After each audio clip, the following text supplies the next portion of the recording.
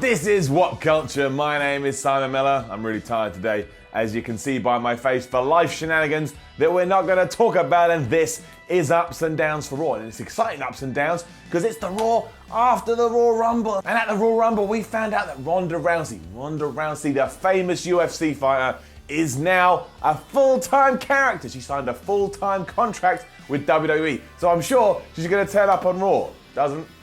Wasn't on Raw, full-time, my ass. Anyway, we're not going to worry about that, and instead we're going to go through the whole show, and you know what we do. We're going to give the good bits an up. We're going to give the bad bits a down, and this is why the show is called Ups and Downs.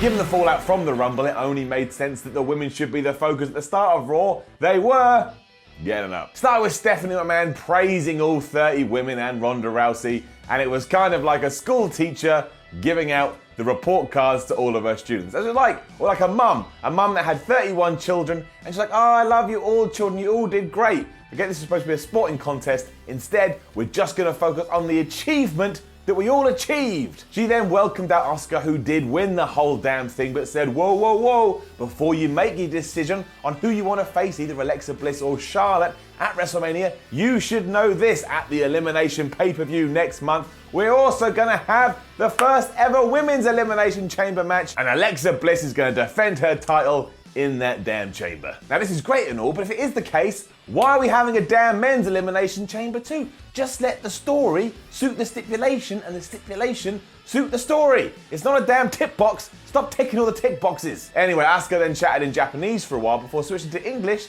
and simply said, ain't no one ready for Asuka. I mean, she said a bit better than that. I've added a little bit of twang to it, but you get my point. Sasha Banks then came out to say that she was awesome because she lasted for 60 minutes in the Rumble, even though she lost the Rumble. So Stephanie McMahon made a match for the evening: Sasha Banks versus the undefeated one. We then transitioned to our first bout of the evening, which was indeed Kane versus Braun Strowman in a last man standing match, and the winner would qualify for the men's elimination chamber. Obviously, not with the women's one. Imagine Braun Strowman in the women's elimination chamber. It'd be interesting. Anyway, this was carnage. This was mad. Getting up. It didn't go very long, and it was so over the top and cartoonish I couldn't help but enjoy myself. And Braun won after he tipped the entire commentary bit, not just the table, the whole bit, onto Kane. So once again, he's murdered a human being. For some reason though, and I understand it was devastating, but the referee just called an end to a match. And no last man standing match has ever ended that way. You've got to do a 10 count. But this was so bad, we didn't do the 10 count, and that's stupid. You've got to follow the rules. Down. But still, this was once again a large man tipping over large things, and as I now know, I need that in my life,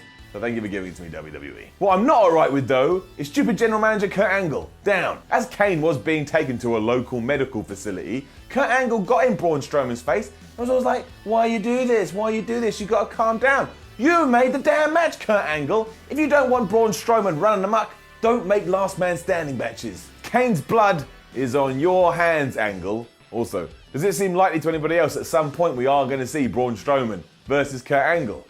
Kurt's going to die. Should also mention at this point that Jonathan Coachman is back on the Raw announce team permanently. And a little secret, I always liked him. Getting up. It's another down though, because while I do enjoy Elias, and I did enjoy his little sing-song here about how he's going to beat both John Cena and Brock Lesnar on his way to becoming Universal Champion, what followed I didn't like was getting it down.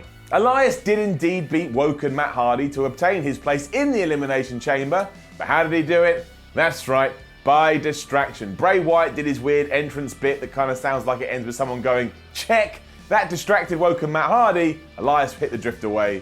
That was that. Also, why does Wyatt even care about Hardy anymore? You beat him clean last week. Move on with your damn life. Also, do it for me. I don't like this feud anymore. Miz going against Roman Reigns was next because Roman Reigns had invoked his Intercontinental title rematch clause, and this was very good. Get to know. Despite being treated like garbage, Reigns is a very good wrestler, and he and The Miz went back and forth here for about 20 minutes in a very decent encounter. They even got a "This is awesome" chant out of the Philly crowd. I mean, that's easy nowadays. I think you could, like, I don't know, roll a dog down the aisleway and somebody would chant "This is awesome," but still, they got it. Good for them. After getting involved a lot at the start before Roman Reigns chased him away with a chair, the Miz tries were gone. They were out of there, they were backstage, but of course they came back. They started interfering again, and they distracted, there's that word again, distracted Roman Reigns. Miz rolled him up, held the tights, 1, 2, 3, he retains. So that's 2 matches, 2 distraction finishes. It's almost like we over-rely on these WWE.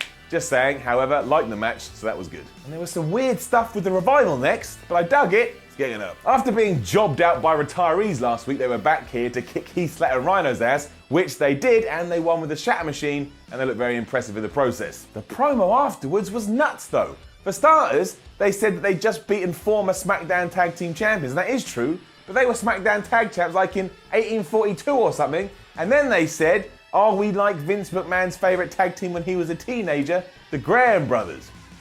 No idea what that was about, but I kind of dug it, so I guess that's good, and at least the Revival are being treated how the Revival should be treated. And the Dudley Boys are going into the Hall of Fame. Nice, got a lovely little promo package here, getting enough. Following that, it was a solid enough promo by Finn Balor saying that he was going to get revenge tonight on John Cena because he threw him out the Royal Rumble 24 hours previous. Yeah, right. And then we had Sasha Banks telling us that she was going to win tonight and stop the undefeated one, also known as Asuka.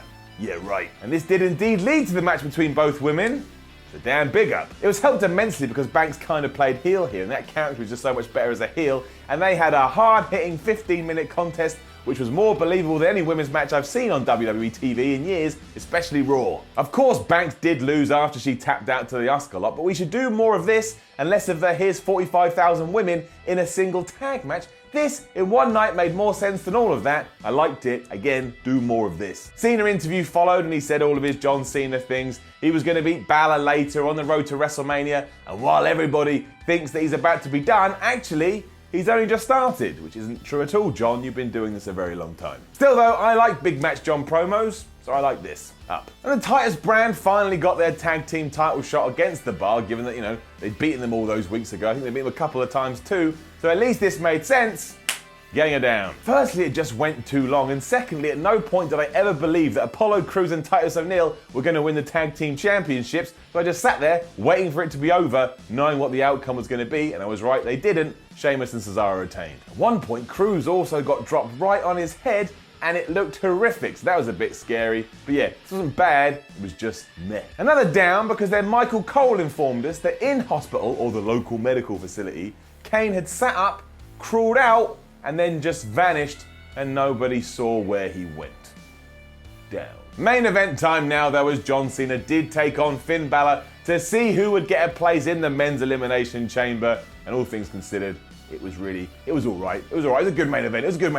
Giving it up. Now yes, it sucks that Balor did lose, because let's face it, John Cena is not going on to WrestleMania to face Brock Lesnar for the Universal title, so he didn't really need to be in the Elimination Chamber match. I mean, don't get me wrong, Finn Balor ain't doing that either, but at least Finn Balor could have done with the rub. John Cena don't need no rub. However, they did have a good match, and Finn did kick out of an AA. And yeah, everybody kicks out of an AA nowadays, but still, it means something for him, at least kind of put on the same level as Cena, at least they gave him something, right? At least they gave him something. Plus, Cena could only beat him with a super AA from the top rope, so that looked cool, and I think, I don't think it's going to affect Finn much going forward, and also, John Cena kind of played like a subtle heel here, like he did at the Royal Rumble, and I like that version of Cena. It's much more interesting, and it's much more entertaining. And there it is, a very wrestling-heavy episode of Raw, and given some of the fallout I think we could have expected from the Rumble, Ronda Rousey, where was Ronda Rousey? I thought Ronda Rousey was full-time. I actually thought it was quite decent. I thought it was quite fun. We jumped straight into building towards the Elimination Chamber, which we're getting two of, but hey, it is the road to WrestleMania. This is usually where things get quite exciting, but let's see where the path goes. Now don't forget to leave a comment below and let us know what you thought about last night's Raw. Like the video, share the video, subscribe to the channel, and head on over to Twitter. Find out What Culture at What Culture WWE and give them a follow. And go to whatculture.com and read some articles, some of which are going to be about last night's Raw. My name is Simon from What Culture. I'll see you soon. So, thanks for watching. Please feel free to click on any of these things around my head, or something terrible might happen to the dog. Too sweet me, bro.